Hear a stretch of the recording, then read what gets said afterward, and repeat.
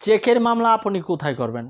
আমাদের বর্তমান যে সমাজ ব্যবস্থা, এই সমাজ ব্যবস্থা কেউ যদি কারোর নিকট থেকে টাকা গ্রহণ করে, সেক্ষেত্রে কিন্তু যে ব্যক্তি টাকা গ্রহণ করলো সেই ব্যক্তি কিন্তু দাতাকে একটি চেক প্রদান করে। চেক কেন প্রদান করে? সিকিউরিটি হিসেবে চেক প্রদান করে যে আমি যদি টাকা না দেই তাহলে তুমি এই চেক থেকে টাকা উঠায় নিবা। মূলত পক্ষে ওই ব্যক্তির নামে কিন্তু টাকা থাকে না, তারপরও ওই ব্যক্তি চেক দেয়। যে ব্যক্তি টাকাটা দিল সে ব্যক্তি একটু হলেও সিকিউরিটি পায় যে ওই ব্যক্তি যদি টাকা না দেয় সেক্ষেত্রে আমি মামলা করে দিতে পারবো এই চেক দিয়ে। এই চেকের মামলাটি আপনি কোথায় করবেন? আপনার বাড়ি হলো মাদারগঞ্জে জামালপুরে, আপনি চেক নিয়েছেন চট্টগ্রাম থেকে, আপনি কিন্তু চট্টগ্রামে মামলা করে দিতে পারবেন। চট্টগ্রামে কোনো ব্যক্তি যদি আপনাকে চেক দেয় সে ব্যক্তি কিন্তু চট্টগ্রামেও মামলা করতে পারবে, এই জামালপুরেও মামলা করতে পারবে। তাই চেক নেওয়ার ক্ষেত্রে কিন্তু অত্যন্ত সতর্কতার সাথে নেবেন। কিন্তু বর্তমান এই ইন্টারিম গভর্নমেন্ট কিছু পরিবর্তন করেছে।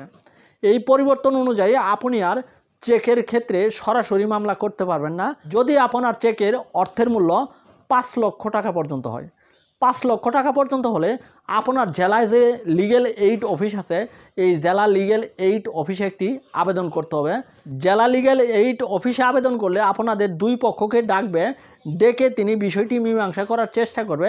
জেলা লিগ্যাল এইড অফিসার যদি বিষয়টি মীমাংসা করতে ব্যর্থ হয় সেক্ষেত্রে কিন্তু চেক ডিজঅনার করে আপনাকে মামলা করতে হবে ফৌজদারি আদালতে।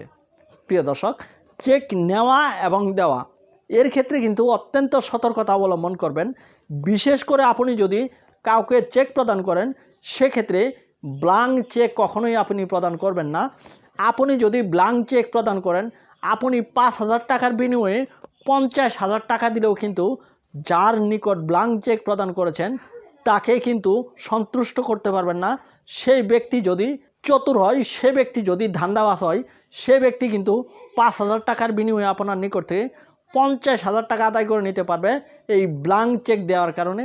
টাকা লেনদেনের ক্ষেত্রে অবশ্যই উপযুক্ত প্রমাণ সহ টাকা লেনদেন করবেন, তবে কখনোই ব্ল্যাঙ্ক চেক এবং ব্ল্যাঙ্ক স্ট্যাম্প দিবেন না।